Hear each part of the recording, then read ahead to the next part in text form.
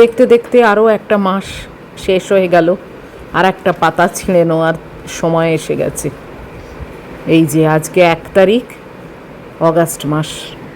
Maggi ফিরে এসেছে। Washing মেশিনটা কিছুক্ষণ আগেই শেষ হয়ে গেছিল, আমি আর উঠিনি। জানি তো ম্যাগি চলে আসবে, শুকোতে দিতেও পারবো না। ওই একটা জামা নিয়ে টানাটানি করার কোনো মানে হয় না, এখন নিশ্চিন্তে দিচ্ছি। তবে এমন আনপ্রেডিক্টেবল হয়ে গেছে না বাইরের ওয়েদার, মানে এই এখন দিচ্ছি, কতবার যে একে ভেতরে করতে হবে তা কে জানে। একবার করে রোদ হয়, বাইরে দিই, আবার একবার করে বৃষ্টি আসে, ভেতরে করি। এটা একটা মানে আমার রুটিনের মধ্যে হয়ে গেছে। তোমাদেরও নিশ্চয়ই তাই, তোমরা সবাই তাই করো নিশ্চয়ই। ডেলি ভ্লগ মানেই তো তাই, তাই না? তোমরা নিজেরা রিলেট নিশ্চয়ই করতে পারো তোমাদের প্রত্যেক দিনের কাজকর্মের সঙ্গে। Hello everyone, good morning. কেমন আছো সবাই? তোমরা নিশ্চয়ই ভালো আছো। আজকে হচ্ছে শনিবার, আর এখন বাজে 8:05 মতো। ম্যাগি এইমাত্র ঘুরে চলে এলো। সকাল থেকে বেশ রোদ ছিল জানো তো, হঠাৎ এখন কীরকম অন্ধকার মতো হয়ে এলো। কাপড় জামা তো দিয়ে দিলাম, আর একটু বেশি পড়েছে, কেননা কালকে ম্যাগি মানে ওয়াটার বাথ করেছে, শ্যাম্পু না, এমনি গা ধুয়ে দিয়েছি পুরো, তার জন্য 2খানা টাওয়েল পড়েছে। তারপর আমার বেসিনের কাছে যে টাওয়েল থাকে সেটাও একটু ভিজে গেছিলো, সেটাও দিয়েছি। তো এই করে আমার আজকে কাপড় জামার পরিমাণ একটু বেশি। আর দেখো কি অবস্থা, এই দেখো, দেখেছো? সকালবেলা না ধাঁধা লাগায় জানো, রোদ্দুর দিয়ে, তারপর আস্তে আস্তে রূপ বেরোয় ওয়েদারের।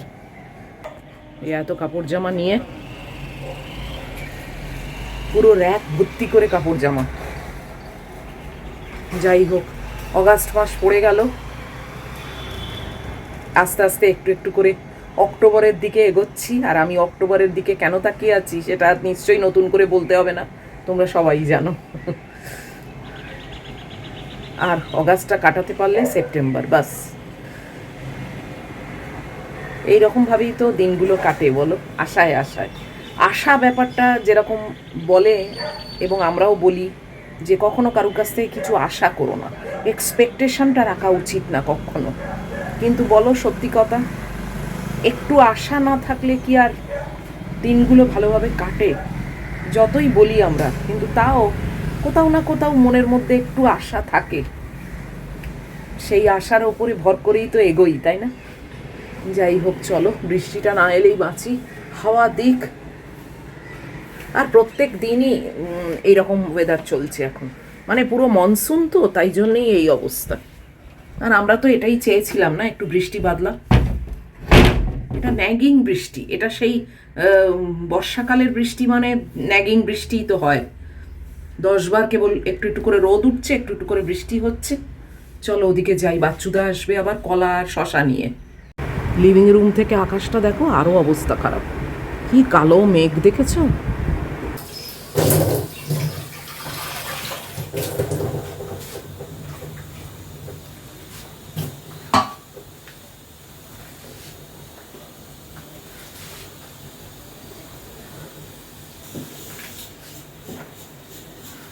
রান্নাঘরে এসে গেছি,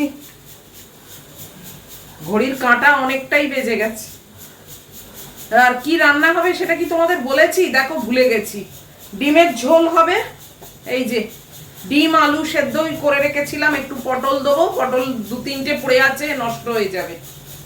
আর চিংড়ি মাছ এই গোটা কত বেছে রেখেছি, এটা একটু ভাজা করব বাস।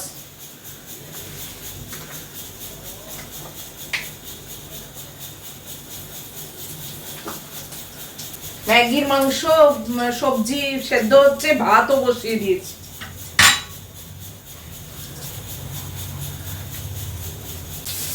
তোমরা আমাকে প্রেসার কুকারের ব্যাপারে সবাই হেল্প করার চেষ্টা করেছো, অনেক রকম সাজেশন সব দিয়েছো। বেশিরভাগই বলছো যে গ্যাসকেটটা খারাপ হয়ে গেছে। আসলে গ্যাসকেট কিন্তু আমার খারাপ হয়নি। গ্যাসকেটটা না মানে মেজে তারপরে লাগিয়েছি, ঠিক মতো ফিট মনে হয়নি জানো,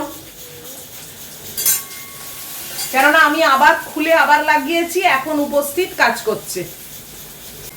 ব্যাপারটা হয়তো সেরকম কিছুই নয়, খুবই সামান্য, কিন্তু তাও সবাই যে আমাকে সাজেস্ট করেছো এটা ওটা সেটা, মানে সাহায্য করার চেষ্টা করেছো, এটাই বা কে করে, তাই না? পটলটা সেদ্ধ করিনি, তাই এই পেঁয়াজ রসুন ভাজতে ভাজতে পটলটাও দিয়ে দিলাম, ওটাও একটু ভেজে নিই, কেননা আলু আর ডিম সেদ্ধ করা। তো এই আলু আর ডিমও দিয়ে দিলাম, শর্টকাটে করছি, এমনি ঝোল।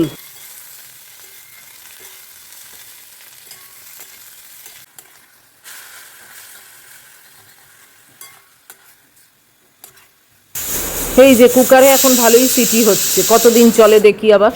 সব কিছু সেদ্ধই আছে, শুধু পটলটা সেদ্ধ নেই, তাই জন্য একটু ঢাকা দিয়ে রাখছি। সকাল থেকে দুবার জামা কাপড়ের র্যাকটাকে ভেতরে করেছি আর বাইরে করেছি, জানো। ওই দেখো, ম্যাগির জন্যে ঘরে পাখা চালিয়ে এসেছি, আর ওই সেই দরজার কাছে বসে আছে, ওই দেখো, দেখেছো? আবার এই বন্ধ করি, এই দেখো।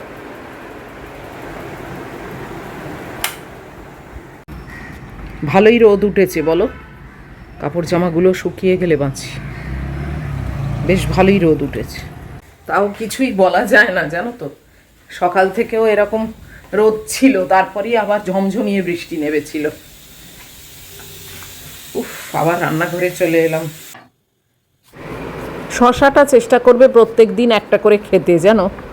আমি তো কচি শশা আনতে বলি, ছোট ছোট সাইজ, ওই একটা করে লাঞ্চের সময় খেয়ে নিই।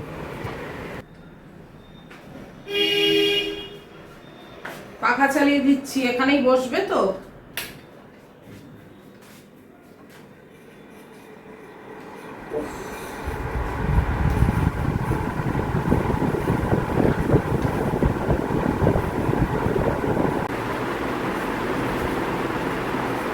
গুমোট গরমটা কিন্তু যাচ্ছে না বলো, বৃষ্টি হলেই বাকি আর রোদ হলেই বাকি।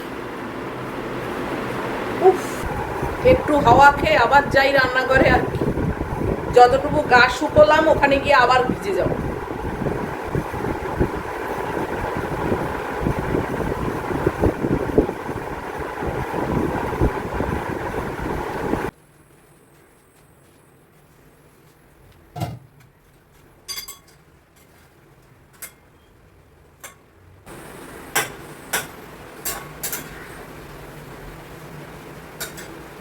হয়ে গেছে, এবার চিংড়ি মাছ ভাজাটা করলেই বাস শেষ।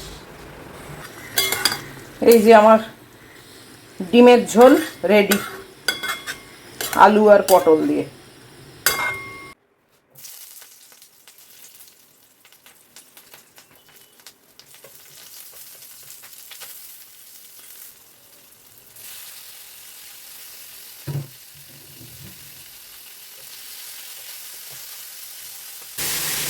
এত গরম হচ্ছে না, পুরো পচতে যাচ্ছে।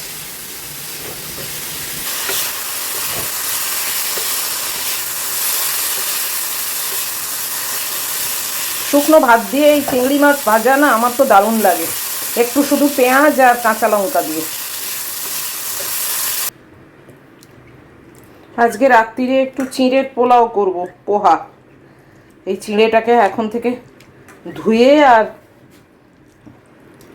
জল ঝরিয়ে রেখে দিচ্ছি,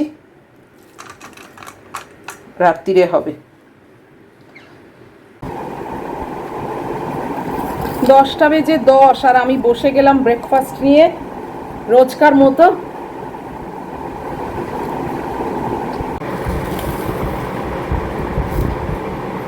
একজন কমেন্টে লিখেছো যে আমি ইউটিউবে এরকম চ্যানেল খুলতে চাই, তুমি আমাকে একটু মানে আইডিয়া দাও নাকি সাহায্য করো, মানে এরকম একটা কিছু ব্যাপার। খুলে ফেলো। তবে চ্যানেল খুলেই এইটা মানে আর মাথার মধ্যে এনো না যে আজকে খুললাম কালকেই একেবারে মানে বিশাল ভিউ হবে, বিশাল সাবস্ক্রাইবার বেড়ে যাবে। খুব খুব খুব রেয়ার কেসে এটা হয়। এবার তুমি যদি অতটাই লাকি হও তাহলে আলাদা কথা, আদারওয়াইজ ইন জেনারেল যেটা দেখতে পাওয়া যায়, প্রচুর খাটতে হবে, প্রচুর খাটতে হবে এবং কনসিস্টেন্সি মেনটেন করতে হবে। এবং এইটা আগে ডিসাইড করো যে তুমি কোন সাবজেক্টের ওপরে ভিডিও দিতে চাও। সেটাকে আগে ডিসাইড করো যে কোনটা নিয়ে তুমি চলতে পারবে, মেনটেন করতে পারবে। আর এই প্ল্যাটফর্মটা কিন্তু এমনই একটা প্ল্যাটফর্ম যেটা পুরোপুরি নির্ভর করে পাবলিকের ওপর। পাবলিক যদি সাবস্ক্রাইব করে তাহলেই তোমার সাবস্ক্রাইবার বাড়বে, পাবলিক যদি ভিউ করে তাহলেই তোমার ভিউ বাড়বে। মানে বুঝতে তো পারছো, সবটাই কিন্তু ডিপেন্ড করছে জনসাধারণের ওপর বা পাবলিকের ওপর। যতই ভালো ভিডিও দাও, সেটা অন্যের পছন্দে আসবে কি না এটা কিন্তু কেউ বলতে পারে না।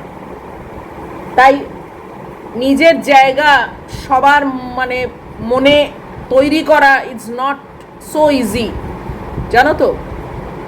প্রচুর প্রচুর চেষ্টা চালাতে হবে, প্রচুর টাইম লাগবে, এটা সময় সাপেক্ষ ব্যাপার।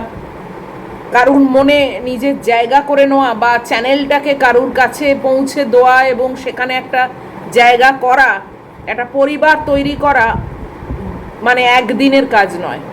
প্রচুর খাটুনি আছে, প্রচুর টাইম দিতে হয়, প্রচুর চিন্তা ভাবনা করতে হবে।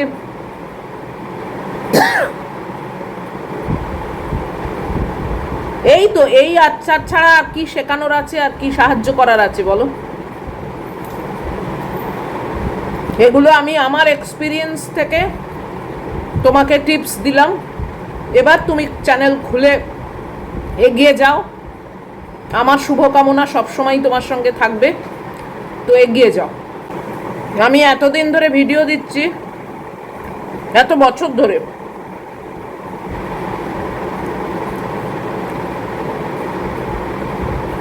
$14,200 মানুষের মনে জায়গা করতে পেরেছি।